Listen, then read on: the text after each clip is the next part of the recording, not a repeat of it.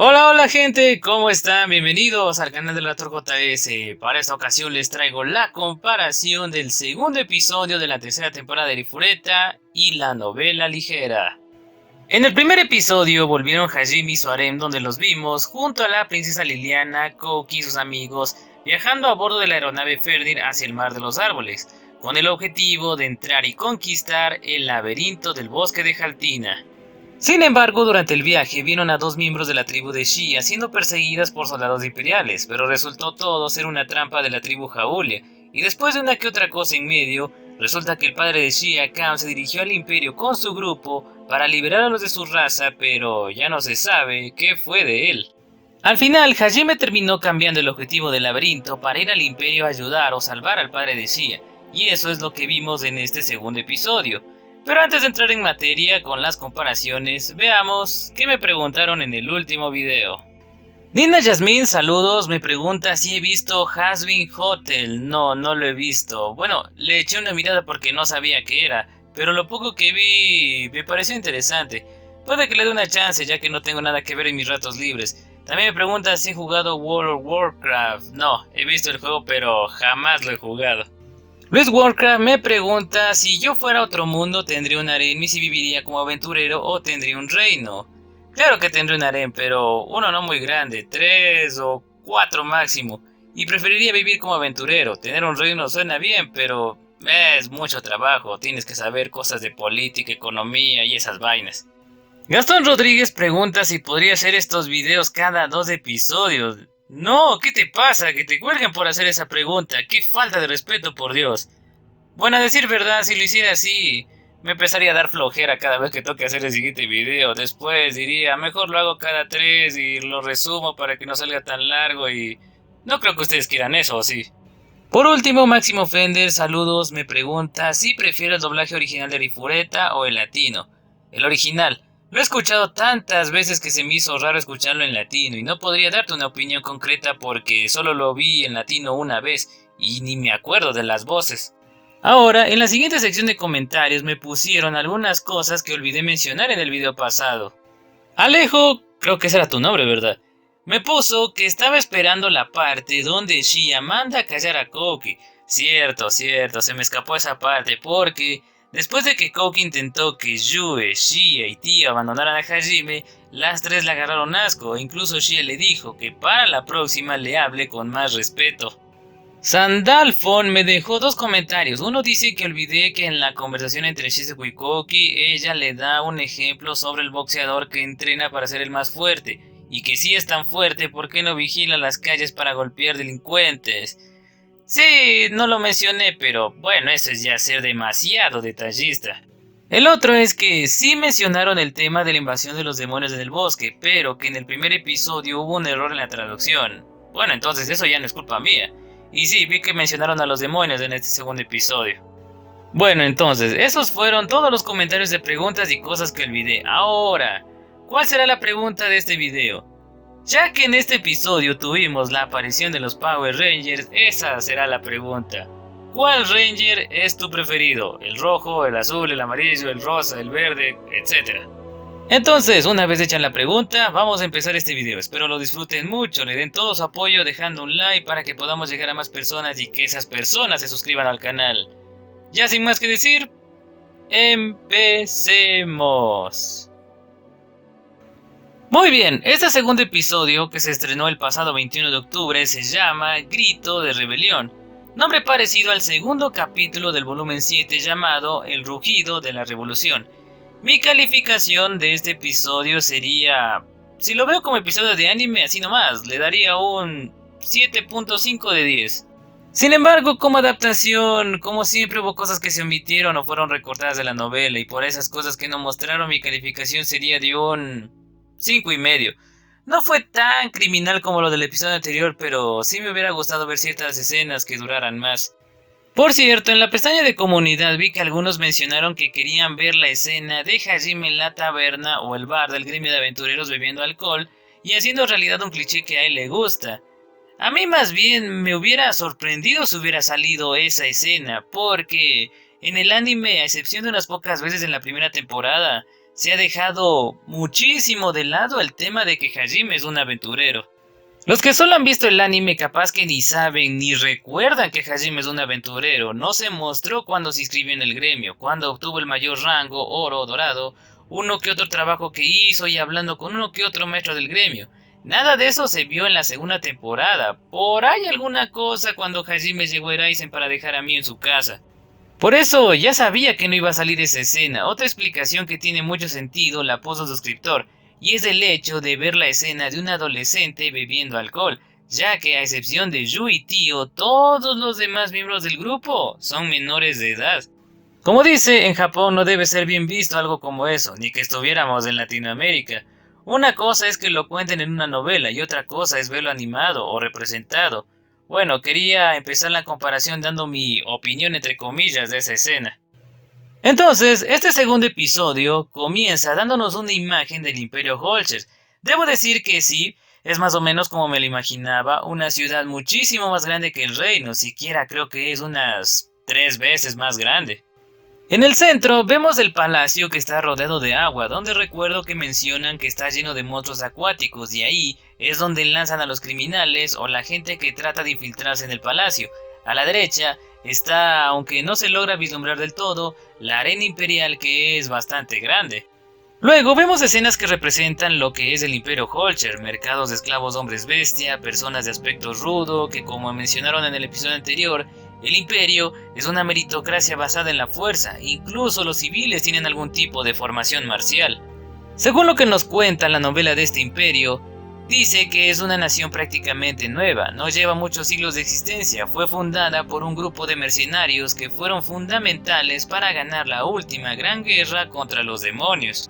Al principio la capital tenía un diseño organizado, pero a medida que fue creciendo, las casas y edificios empezaron a ser colocados completamente al azar. Por eso, ciertas partes de la ciudad parecían un completo laberinto. También mencionan que el imperio sería una versión magnificada de la ciudad de Horaud, lugar donde está la entrada del laberinto de Orcus, por todos los mercados y puestos que hay por todas partes. Algo que caracteriza al imperio es la extraña sensación de libertad que hay. Cualquiera podía hacer lo que quiere y como quiera. Todos y cada uno eran responsables de sus propias acciones. El imperio, claro, tenía sus leyes, pero mientras no rompieras esas simples leyes, podías hacer todo lo que tú quieras. Por eso, como siempre pasaba, a cualquier ciudad que entraba Hajime atraía mucha atención al estar acompañado por chicas tan hermosas como Yu y las demás. Algunos tipos intentaron pelear con él, solo para salir volando por los aires. Lo sorprendente es que nadie le sorprendió las muestras de violencia de Hajime. Como las peleas aquí se daban a cada hora del día, la gente estaba más que acostumbrada. Por eso vimos cómo a nadie parecía gustarle el imperio, especialmente a las chicas. A continuación vemos una escena de Hajime viendo el desastre que ocasionaron los demonios en el ataque al imperio. Pero, antes de eso, en la novela podemos ver la cara de dolor de Shia al ver a los diferentes mercados de esclavos. Debido al ataque de los demonios, el emperador intensificó la captura de esclavos para la reconstrucción de la ciudad, pero claro, eso mismo hizo que las ventas de esclavos incrementaran y lamentablemente, lo que más se vendían eran niños. Viendo a Shia que no podía soportar ver a los hombres bestias sufriendo, Hajime y Yue la estaban consolando y animándola. Pero alguien que no soportaba ver esta escena y no lo escondía era Koki, a lo que Hajime pensó que si hacía alguna pendejada, lo iba a dejar a su suerte. Ahí vimos a Hajime que le estaba pidiendo ayuda a Shizuku con la mirada para que lo controle. Ella habló con Koki, pero lo único que consiguió fue que él se frustrara más. Pero ahí es donde empezamos a ver esa facilidad con la que Hajime y Shizuku tienen para comunicarse sin palabras. Otra cosa que sucede en la novela, y esto era quizás lo que quería que mencionen en el anime, para aliviar la atmósfera incómoda, Kaori habló del día en que el emperador Gahar visitó el reino y le propuso matrimonio a Shizuku. Obviamente ella se enojó con Kaori porque no quería que le recordaran eso.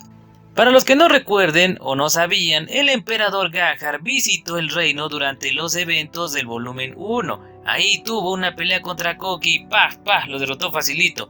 Continuando, viendo que las otras chicas miraban sonriendo diabólicamente a Shizuku, ella, que no quería hablar de eso, cambió de tema para preguntarle a Hajime cómo iba a hacer para averiguar qué pasó con Kam y los demás Jaúlies.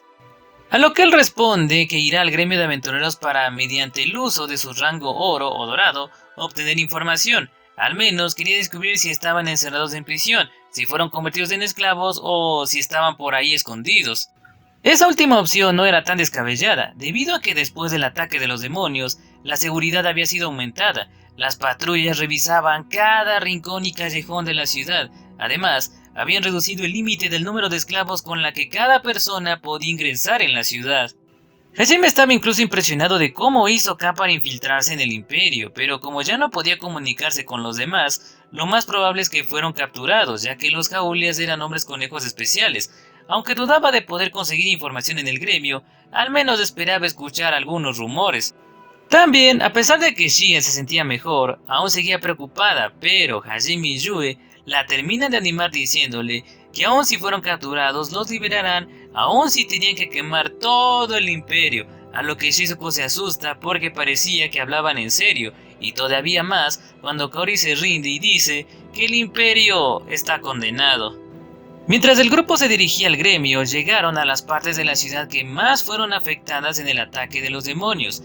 Varios edificios terminaron hechos cenizas. Según lo que oían de las personas, de manera repentina, los monstruos encerrados en el Coliseo se transformaron hasta alcanzar alturas de 30 metros y empezaron a destruir todo. Los demonios aprovecharon el caos para atacar el castillo, con el objetivo de asesinar al emperador. Pero claro, como el imperio es una nación donde se valora la fuerza, los demonios intentaron quitarle la vida a la persona más fuerte de este país. Una vez frustrado el intento de asesinato, el propio emperador salió al frente para comandar el contraataque. Si bien lograron derrotar a todos los demonios y sus monstruos, muchos civiles perdieron la vida y muchos edificios fueron destruidos. Por estas dos razones se incrementaron las campañas de captura de esclavos. Debido a que el gremio de aventureros estaba al otro lado de la zona devastada, Hajime y los demás tendrían que pasar sí o sí donde los esclavos bestias trabajaban sin descanso, mientras sus supervisores los insultaban y golpeaban, y a pesar de que algunos hombres bestias eran más fuertes físicamente que los humanos, por las duras condiciones en las que vivían, no podían hacer nada. Ahí es cuando recién tenemos en el anime la escena donde vemos al niño con orejas de perro cargando escombros. Aunque en la novela este niño los llevaba en una carreta y no en las manos. Tropieza, se lastima en la caída y derrama los escombros, haciendo que el supervisor se enoje y esté a punto de golpearlo. Kouki intentó detenerlo, pero fue justo ahí que de la nada el supervisor empieza a colapsar y terminó cayendo en los escombros inconsciente. Después de que un par de soldados se lleven al supervisor, el niño recogió los escombros y siguió con su trabajo. Fue ahí cuando Kouki y Hajime tienen su discusión sobre el ayudar o no a los esclavos. En el anime esta discusión casi no duró nada, pero en la novela es mucho más intensa, como todas las que habrán de aquí en adelante. Cito textualmente: "Ahora escucha, idiota, realmente no me importa si quieres arriesgar tu pellejo por otras personas, pero ¿podrías al menos hacerlo de una manera que no nos cause problemas? O mejor aún, hazlo de una manera que no se note". ¿Tú fuiste el que hizo eso, Nagumo? Hajime asintió en silencio. Usó la aguja de su brazo mecánico para noquear al soldado. Aunque Hajime había conseguido salvar al niño antes que Kouki pudiera siquiera mover un dedo, su actitud irritó a Kouki. ¿Qué quieres decir con que no te cause problemas? ¿Qué tiene de malo querer salvar a la gente? ¿No acabas de salvar a ese niño tú mismo? Más bien, resolví un problema antes de que pudieras ampliarlo. Si escoges una pelea con los imperiales aquí, vas a tener que lidiar con todo su ejército. Estamos tratando de buscar gente aquí, y hacer un escándalo no va a ayudar con eso, así que te pido que no hagas una escena. Una vez más, Hajime enfatizó que no quería que nadie hiciera un escándalo. Hizo un gesto de desprecio a Kouki indicando que la conversación terminó. A Kouki no le gustó mucho eso, y una vez más intentó inculcar sus ideales a Hajime. ¿No sientes nada por esos pobres hombres bestias que están siendo abusados allí? Mira, incluso ahora están sufriendo. Oye, Yaigashi, haz algo con este imbécil. Se supone que tú estás a cargo de él, ¿o no? Por supuesto, Hajime no era completamente despiadado. Ya había salvado a Miu antes, y si viera niños sufriendo, sentía que debía ayudarles si podía. Los adultos no podrían importarle menos. Sin embargo, también tenía la disciplina para priorizar adecuadamente las cosas. Ayudar a unos cuantos esclavos de aquí haría más difícil encontrar a Kam, o posiblemente resultaría en que lo mataran, por lo que acudió a Shizuko para que le ayude a controlar a Kouki. Shizuko se frotó las sienes frustrada y se giró hacia Kouki. Pero antes de que ella pudiera decir algo, Koki le interrumpió. Ahí también se vio que Hajime le molestaba tener que acudir a Shizuko en busca de su ayuda. Shizuko no tiene nada que ver con esto, te estoy hablando ahora mismo, Nagumo. Si te preocupas tanto por Shia-san, ¿cómo es que no puedes compartir ni siquiera un poco de esa preocupación por esos hombres bestia que sufren ahí fuera? En ese momento las cabezas de la gente se volvieron ante el fuerte arrebato de Koki. Algunos de los supervisores imperiales también vinieron a ver lo que estaba pasando. Mientras Cam pudiera estar en manos enemigas, lo último que quería Hajime era una pelea contra el imperio, pondría su vida en peligro. Hajime entrecerró los ojos y miró a Koki, y entonces una poderosa ola de intimidación le bañó. Amanogawa, lo dije antes, pero realmente no me importa tu opinión, y no me apetece discutir contigo sobre lo que está bien y lo que está mal. No somos camaradas, no somos amigos y definitivamente no creemos en las mismas cosas, así que no tengo ninguna intención de hacer algo solo porque tú lo digas. Todo lo que hice fue dejar que me acompañaras un rato, así que te sugiero que dejes de intentar pelear conmigo. La próxima vez que hagas algo estúpido, te romperé los brazos y las piernas y te enviaré de vuelta al reino junto con tus amigos. Koki no pudo decir nada. Hajime canceló su intimidación y continuó suspirando. Por otro lado, no tengo intención de convencerte de que cambies de opinión. Mientras no nos causes problemas, eres libre de hacer lo que quieras, pero no te voy a permitir que hagas nada que pueda poner a Kami y a los demás en peligro. Además, no hagas preguntas estúpidas. No hay forma de que vea a los otros hombres bestia de la misma manera que veo a Shia. La esclavitud era una parte natural de la vida en este mundo. Si bien era cierto que los hombres bestias de aquí estaban siendo terriblemente maltratados, los ciudadanos de aquí verían a Hajime y a los demás como los malos y trataban de salvarlos. Para ellos, liberar a un esclavo era lo mismo que robar.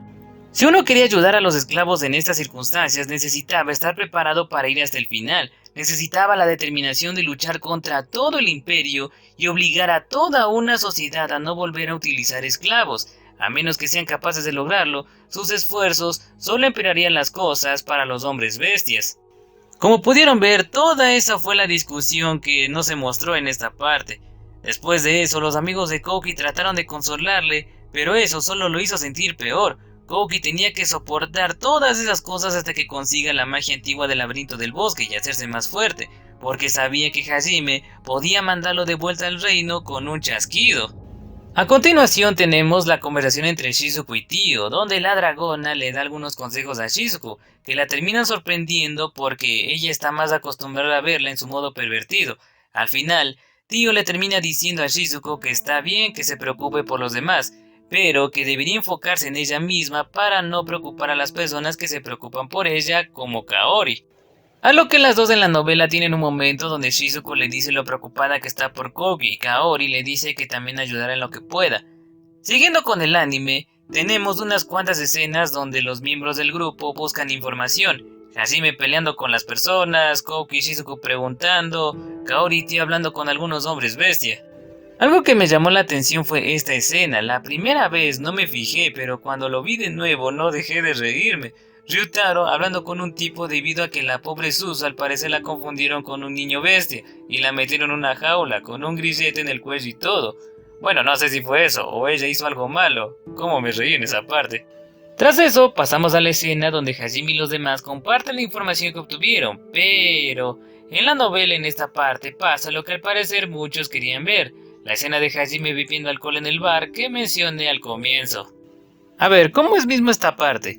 Después de que el grupo llega al gremio y que Hajime les aplique su habilidad de intimidación a los otros aventureros para que no jodan, le pregunta a la recepcionista sin tantos rodeos si hubo hombres bestias causando alboroto en el imperio, a lo que la chica lo miró con sospecha.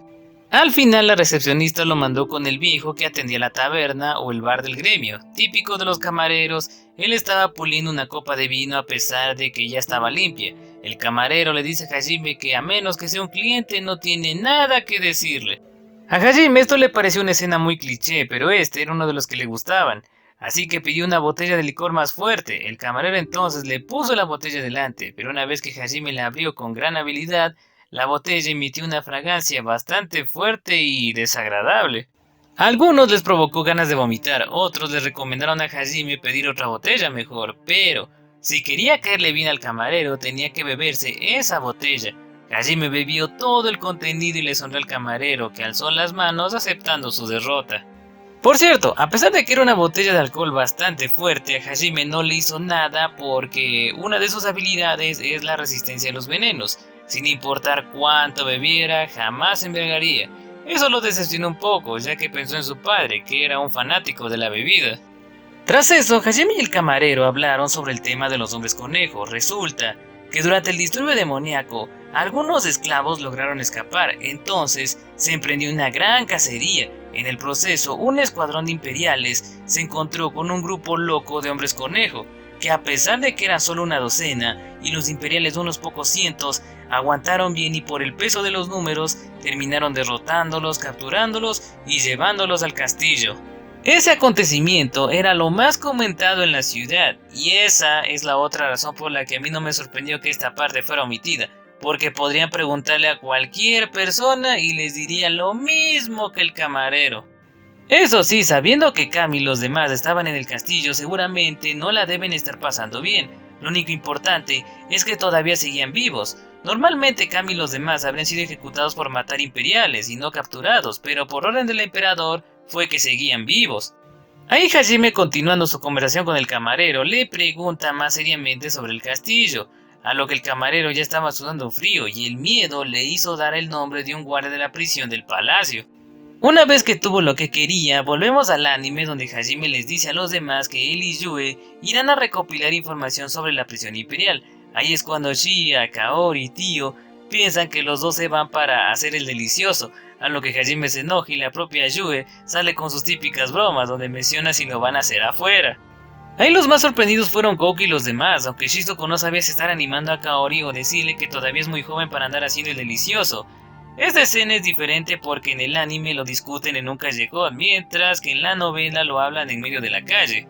Me parece que tiene más sentido que discutan esto en el callejón, ya que en la novela las personas se sorprendieron por la conversación y hasta se quedaron cautivados por la sonrisa seductora de Yue. Ahí Hajime explica que se lleva a Yue debido a que podrían tener que torturar a ese guardia de prisión y ella también sabe usar la magia de restauración.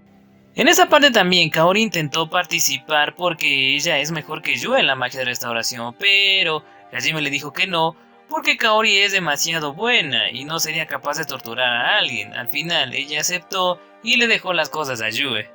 Otro detalle más que pasa ahí es que en el momento en que Hajime y Shia se están yendo, Shia los llama, pero cuando la regresan a ver, ella no podía expresar lo que quería decirles. Al final le termina diciéndole a Hajime que trate de mantener su rifle dentro de los pantalones, a lo que Hajime se molesta y Yue le levanta el pulgar hacia arriba.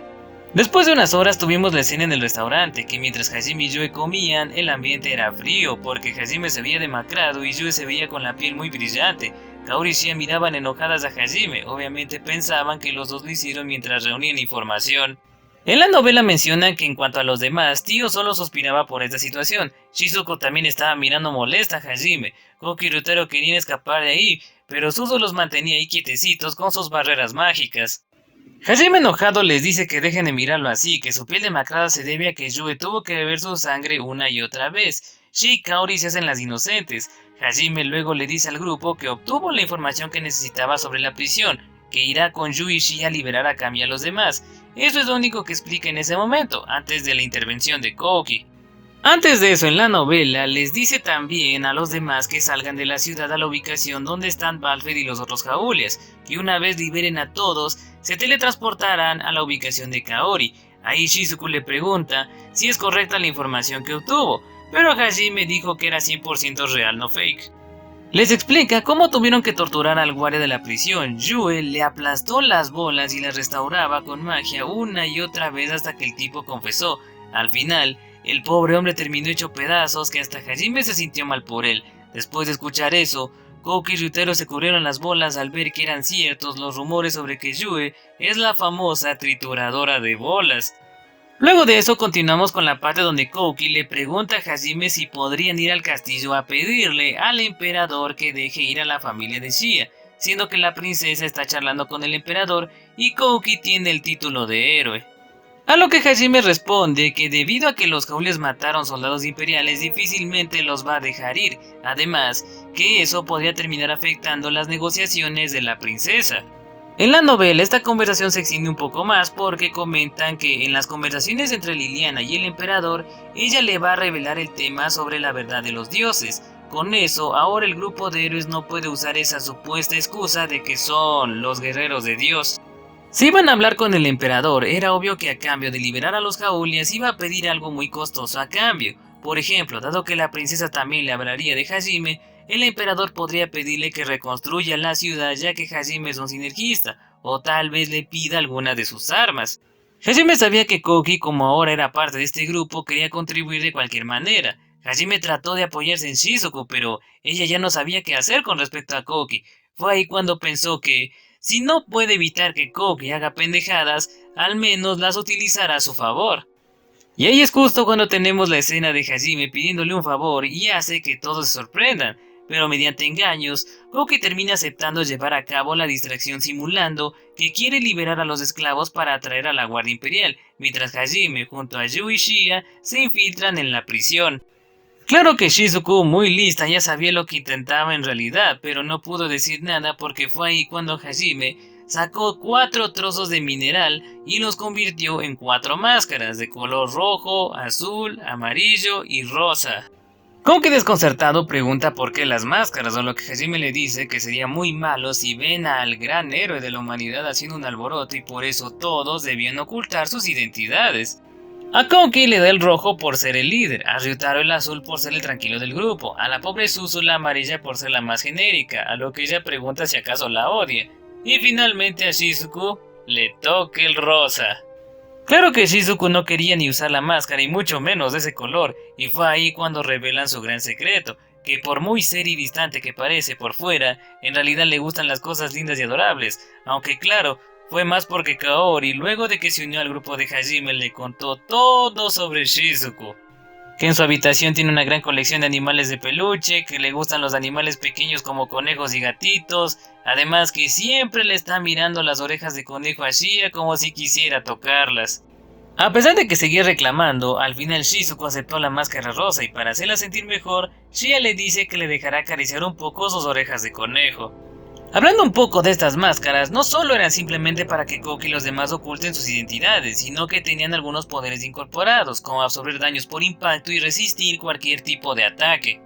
A todo esto, la razón por la que Hajime se esforzó tanto por hacer las máscaras tan llamativas era porque quería venganza. Al mandar a los Power Rangers a hacer estragos en la capital, crearía una leyenda más vergonzosa para que se olviden de todos los apodos que los Jaulíes querían darle a Hajime. Lo malo es que al llevar esas máscaras nadie en la capital sabría que son Koki, Shizuku y los demás, pero era lo único que Hajime podía hacer por ahora. Después en el anime pasamos a la escena donde vemos la prisión imperial y los Jaulíes desde su celda estaban apostando a qué tan herido estaría su líder cuando vuelva de ser torturado. Sin embargo, en lugar de estar preocupados, todos ellos estaban de buen humor. Aunque en la novela ellos empiezan hablando sobre sus propias heridas y comparando cuántos dedos y costillas les rompieron. A uno le rompieron todos los dedos junto con 2 costillas, a otro igualmente todos los dedos y 7 costillas. Hablaron sobre que los imperiales no dejaban de preguntarles quién los envió y uno de ellos, harto, le respondió: «Me envió tu madre, solo vine a ver cómo están mis hijos».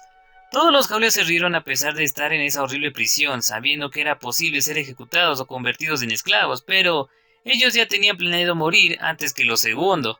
El emperador estaba muy interesado en estos hombres conejo, pero claro, lo primero que el emperador quería saber es quién los convirtió en lo que son ahora, pero ninguno de los Jaulíes había dicho nada.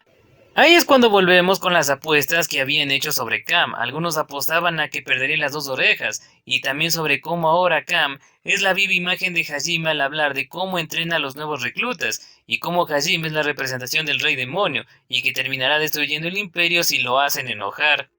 Algo que me hizo gracia es que cuando Hajime les empieza a hablar, o más bien a insultar, como es de esperar, censuraron las malas palabras, pero en este caso es el propio Hajime el que se autocensura diciendo «Pip». Lo mismo pasa más adelante con Cam. Bueno, continuando. Obviamente los Jaulíes sintieron el verdadero terror cuando escucharon la voz de Hajime. Creyeron que estaban alucinando e incluso ya veían la luz al final del túnel. Después de sacarlos de las celdas y le pregunten por qué estaba ahí, saltamos a la escena de la distracción a cargo de los Power Rangers, pero bueno, ya voy a ir con esa parte. En la novela, después de liberar a los Jaulías de sus celdas, Hajime estaba impresionado por lo mal que se veían. Los Jaulías le responden que comparado con su entrenamiento, la tortura de los imperiales fue huevadas. A continuación, Hajime desactiva todas las trampas de la prisión y Yue cura las heridas de todos. Seguido, Hajime lo saca de la prisión gracias a un artefacto con forma de plato llamado la llave de la puerta.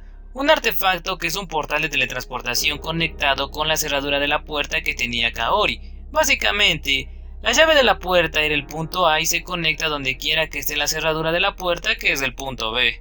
Una vez sacó a todos los Jaulías de la prisión, Hajime, Yui y Shia fueron a buscar donde tenían a Cam. Y ahora sí pasamos a la escena donde, mientras Hajime y las demás se infiltraban en la prisión, Kouki y su grupo hicieron un escándalo para atraer a la mayor cantidad de soldados imperiales. Los imperiales obviamente se quedaron sorprendidos al ver al grupo y más con las ridículas máscaras que llevaban, pero la que más ridícula les parecía era la de Shizuku, que era la Ranger rosa. La pobre avergonzada trató de responder, pero sus amigos saltaron en su defensa. Fue ahí cuando los cuatro pelearon contra los imperiales y ahí terminó esa parte.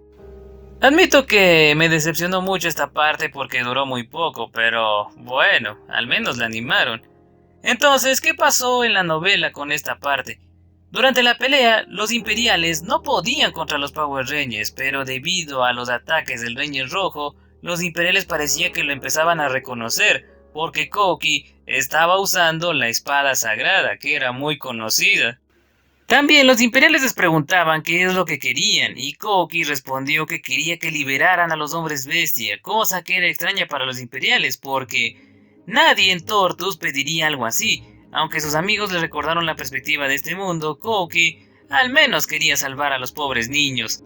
Como parecía que los imperiales ya estaban a punto de identificarlo, Shizuku recordó lo que le dijo Hajime si eso llegaba a pasar, y gritó que pertenecían a un escuadrón especial de los demonios para evaluar los daños de la capital imperial y que volverán en el futuro para asesinar al emperador. El nombre de este escuadrón se llamaba los Rangers Desmascarados y los cuatro hicieron una pose propia de los Power Rangers. El plan de Hajime era que este grupo se haga pasar por demonios y de paso calmar los arrebatos de Kouki por querer salvar a los esclavos. Ahí fue cuando el grupo recibió la señal de retirada, pero antes la Ranger Rosa les dice a los imperiales que si no van a liberar a los esclavos, que al menos los traten mejor, o si no, empezarán a ver máscaras por todas partes, prácticamente como si les echara una maldición. Por la fuerza de la voz de Shizuku, los imperiales empezaron a creérselo y a tener miedo. El grupo finalmente desapareció. Por cierto, con el tiempo, la Ranger Rosa se convirtió en una leyenda que los padres utilizaban para que sus hijos sean obedientes. Cuando Shizuku se enteró de eso, se preguntó por qué solo se acordaban de ella. La capital quedó en gran confusión porque no solo había aparecido un extraño grupo con máscaras, sino que ese mismo día desaparecieron los Jaulías de la prisión imperial. Regresando al anime, llegamos a la escena donde Hajime y las demás escuchan cómo Cam putea a los imperiales. Como mencioné antes, fueron los propios personajes los que censuraron sus propias malas palabras. Hijo de pi, eres un pi, que te faltan pi, eso sí que me hizo gracia. Los que torturaban a Cam eran los que recibían más daño. Bueno, Cam, más bien conocido como Cambantis del Falarodea Jaulia, el cazador de las profundidades conocidas. La pobre Shia no soportaba la vergüenza y finalmente cuando los imperiales escaparon, Hajime se encargó de ellos para después liberar a Cam y salir del imperio. En la novela la cosa no es tan diferente, bueno, ahí hay más insultos y censura, claro. Hajime y Yue dudando si deben salvarlo o no, su peculiar y larguísimo nombre, demostrando el gran espíritu de lucha que tiene para aguantar todas las heridas que le causaron y más bien causarles daño mental a sus torturadores. Si tuviera que mencionar algo que faltó en esa parte, es que Cam quería recuperar las armas que los imperiales les quitaron, pero Hajime le dijo que no importaba, porque había hecho mejores armas para practicar su habilidad de transmutación y les podía dar esas, a lo que Cam estaba más que emocionado. Lo que viene a continuación es la escena donde los Jaulías se reúnen, se abrazan, etc. Shia feliz y agradecida con Hajime, pero justo ahí, una vaina negra se dirige a la cabeza de Hajime. Obviamente era Shizuku enojada por mandarlos a hacer el ridículo. Pero en la novela esta parte tiene más cosas. Shizuku incluso activa una de las habilidades de la katana para atacar a Hajime con una descarga eléctrica, pero no le hizo nada, ya que él tiene la habilidad de campo eléctrico cuando dispara sus armas. Sin embargo, En lugar de estar enojado, Hajime estaba más bien impresionado porque Shizuku logró activar las habilidades de la katana, ya que cuando Hajime se la entregó, no le dijo cómo hacerlo, y ella tuvo que incluso ver quién le ayudaba a modificar la katana para poder usar todas las habilidades que tenía. Después de ver que no le hizo nada, Shizuku prometió venganza, pero las otras chicas, especialmente Kaori y Tio, les parecía que Shizuku no estaba del todo enojada con Hajime. Luego tenemos la conversación entre Hajime y Kam, donde el líder Jaolia le explica con más detalle la situación en la que se encuentra su clan. Como mencioné antes, el emperador quería saber quién convirtió en esto a los pacíficos hombres conejo y de dónde obtuvieron sus armas. Debido a que la tribu Jaolia ya tenía un buen número de miembros, decidieron ir a la guerra contra el imperio. Escuchar eso provocó la furia de Shia, y a pensar que se habían vuelto locos después de la muerte de tantos de sus miembros. Kam le dijo que no se habían vuelto locos, pero Shia no escuchó e incluso estuvo a punto de enfrentarse a su padre para detener tal locura. Para ella, enfrentarse al imperio era prácticamente un suicidio. Para calmar la tensa atmósfera, Hajime, no tan sutilmente, le agarró la cola de conejo a Shia y empezó a manosearla hasta que ella perdió sus fuerzas. Después de calmarse, Shia le pidió disculpas a Hajime y a su padre, pero en esta parte hay que hacer un paréntesis. En la novela, Kam se alegra de que Shia siga preocupada por su familia, pero también menciona que está muy feliz de los cercanos que se han vuelto Hajime y Shia. Incluso le pregunta si muy pronto le van a dar nietos. Shia, completamente avergonzada, le termina respondiendo que todavía es muy pronto para tener hijos con Hajime. Bueno, después de esa parte continuamos con el anime. Ahí Hajime le pregunta a Kam si acaso le está diciendo todo eso de la guerra con el imperio para que él los ayude. Kam responde que esa decisión la tomó gracias a todas las cosas que Hajime les enseñó. Hajime quería saber la verdadera razón para que ellos vayan a la guerra, porque si tomaron esa decisión por las cosas que les enseñó, entonces en cierta forma tenía parte de la responsabilidad. Además también lo hacía por su preocupación por Shia. Resulta que el gran interés que tiene el emperador por los hombres conejo hizo que quiera tener en su poder a todos los hombres conejo del bosque de Haltina, aun si son o no del clan Jaolia. Le dijo a Kam que quería convertirlos en sus esclavos, a lo que Kam le escupió en la cara. En la novela hacen mención que Koki se quedó aturdido de que Kam le escupiera, ya saben, por los roces que tienen el héroe con el emperador. El espíritu de lucha de Kam solo sirvió para alimentar el deseo del emperador para tener a todos los hombres conejos y entrenarlos, es decir, que no solo quería que fueran esclavos, sino tenerlos como soldados. El emperador hablaba muy en serio, tanto que planeaba atacar el bosque y Berbergen para capturar a todos los hombres conejo.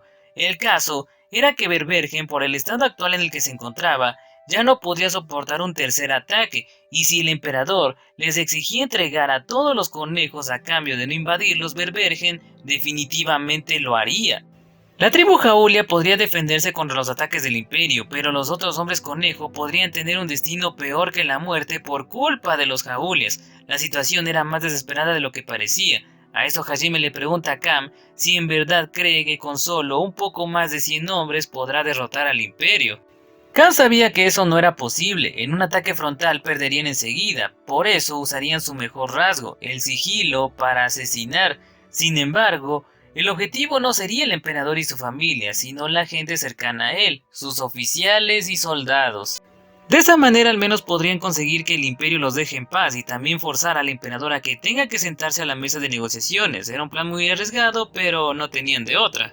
Shia entendía la situación y ahora que Kam y los demás escaparon de la prisión imperial, sabía que el emperador tenía otra razón para ir tras los hombres conejo. Kam la reconforta diciendo que ahora están felices porque tienen el poder para pelear y que esta pelea es para que los Jaolias ganen su derecho a vivir. Que si escapaban ahora no serían diferentes de los cobardes y perdedores que eran antes, algo que no podían aceptar. También que Shia ya había escogido su camino cuando se unió a Hajime, que debía seguir adelante sin importar a dónde esa decisión la lleve. Durante ese momento de silencio en la novela hay un par de detalles. Kam le dice a Hajime con la mirada que cuide a Shia, y también Koki estuvo a punto de hablar de querer ayudar a los Jaolias y Hajime no lo hacía, pero Shizuku, que todavía estaba molesta, le dio un fuerte golpe en la nuca con su katana. Ah, otra cosita, y es que cuando Shia se gira hacia Hajime en busca de su ayuda, Kam le grita molesto a Shia porque él no quería pedirle ayuda a Hajime, aceptó que todo ese desastre era su culpa, y si Hajime le ayudaba, sería lo mismo que nada, los Jaolias tenían que ganar esto con sus propias fuerzas.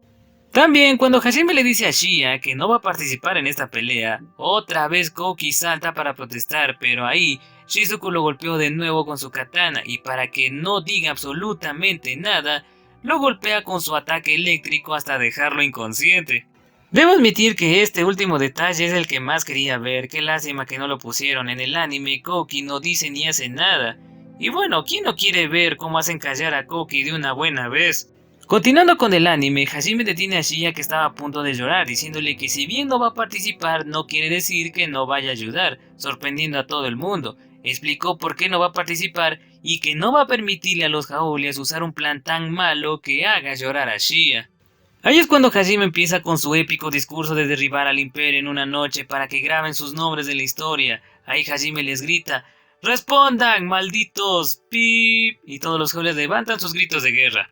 Como dice en la novela, Hajime simplemente les abrirá la puerta hacia la victoria y ahí será cosa de los Jaolias superar lo que hay al otro lado. Con los gritos de guerra, el sol saliendo por el horizonte, proyectando el Imperio, termina el segundo episodio de esta tercera temporada. Debo decir que esta última parte es la que más me gustó, fue bien adaptada, claro, hubo esos detallitos mencionados que faltaron, pero esta era la parte más importante del episodio, se llevó casi la mitad, creo que duró como 8 minutos o algo así. Sin embargo, en la novela la cosa no terminó ahí, el capítulo 2 del volumen 7 todavía continúa un poco más, mostrándonos cómo los otros están asustados de lo que Hajime tiene planeado para que los Jaolias venzan al Imperio en una sola noche. El único impresionado era Ryutaro, comentando que Hajime se parece al sargento Hartman. Otra que estaba feliz era Shia. También esa noche, después de que Hajime termina de hacer todo el plan y todos se van a dormir, como siempre, Yu y Shia se fueron a dormir con él, pero Shia estaba más pegada a Hajime que de costumbre. También otra parte de este capítulo 2, aunque esto podría salir en el próximo episodio, ya que es algo que ocurre al día siguiente, Hajime y Yue se despiertan temprano y se escapan para estar solos. Ahí Yue se pone feliz debido a que Shia se ha convertido en alguien importante para Hajime. En cierta forma, Yue le estaba diciendo que se deje de tonteras y que le permitía estar con Shia de la misma manera que lo hace con ella. Hajime todavía estaba molesto por la insistencia de Yue en tener un harem. Después de un beso por aquí y beso por acá, Hajime y Yue estaban a punto de hacer el delicioso, pero el inútil de Koki apareció porque estaba buscando a Hajime. Sin embargo, Yue no lo dejó escapar y siguieron con lo suyo hasta que el resto del grupo apareció. Shia los encuentra y los descubre en pleno acto, pero en vez de detenerse, Yue le dice: ¿quieres unirte, Shia? A lo que ella responde: ¿en serio puedo? Entonces sí. Pero como siempre, Kaori tuvo que dañar todo, obviamente porque no le invitaron a ella, y matando las ilusiones de Tio, que también quería participar. Hajime entonces tuvo que calmarlas a las 4. Por su parte, Koki y Ryutaro retrocedieron pero seguían sintiéndose celosos, mientras que Suzu y Shizuku tenían las caras rojas. Sí, de esa manera, interrumpiendo el delicioso de Hajime y Yue, comenzaba el nuevo día que marcaba el contraataque de los Jaolias. Por último, la imagen final del episodio nos muestra el nombre del siguiente, llamado El Calvario de la Princesa, que nos contará los eventos que ocurren en el capítulo 3 del volumen 7, donde finalmente conoceremos al famoso emperador Gahar y también veremos la conversación entre él y Hajime. Entonces, gente, de esa manera hemos llegado al final de la comparación del segundo episodio de la tercera temporada de Arifureta y la novela ligera. Como dije al inicio, este episodio me gustó, estuvo más movido que el anterior. Claro que este episodio también tuvo sus problemas con el contenido recortado que mencioné, escenas que duraron muy poco como la aparición de los Power Rangers, que creo que solo duró 1 minuto a lo mucho. Otra cosa que sí tengo que criticar son las discusiones entre Hajime y Koki, hasta ahora han sido demasiado suaves a diferencia de las cosas que se dicen en la novela. ¿Qué más? Ya dije que me gustó el diseño del Imperio, estuvo bien representado, también expresé mi opinión sobre la escena de Hajime en el bar bebiendo. Otra parte que me gustó fue cuando sacaron a la luz los secretos de Shizuku, acá puteando a sus torturadores, cómo los mismos personajes censuraban sus insultos y la parte final de la declaración de guerra. Entonces, gente, espero que les haya gustado este video comparativo. Si fue así, no olvides dejar tu like, comentar qué te pareció el episodio, la pregunta del video o qué me olvidé mencionar. Aclaro que no es que lo haya olvidado, es solo que no quiero ser demasiado detallista, porque si no, el video no acabaría nunca. No olvides suscribirte si aún no lo estás y activar la campanita para no perderte las comparaciones de los siguientes episodios de esta tercera temporada. Antes de irme, mandemos los saludos a los primeros que comentaron el video anterior. Así que saludos para Miedo en la Habitación, Yusaros, Otame Gane 9029, Víctor Saúl, Isabel Ávila, Eliet Dávila y Gerald Flores 13. Muchísimas gracias a todos por sus comentarios. Eso ha sido todo por mi parte, la TorJS se despide. También quiero agradecerles mucho porque el canal finalmente llegó a los 1000 suscriptores. Espero que el canal siga creciendo. Si se preguntan si voy a hacer algo para celebrarlo, no haré nada. Primero porque no sé qué podría hacer, y segundo y más importante, como eso debió pasar hace meses antes de terminar la novela de Arifureta, será mejor cuando el canal llegue a 5000 suscriptores, sí, eso mejor. Entonces mi gente, sin mucho más que decir, yo me despido, nos vemos en la próxima, que les vaya bien en todo lo que hagan. Saludos para todos y adiós.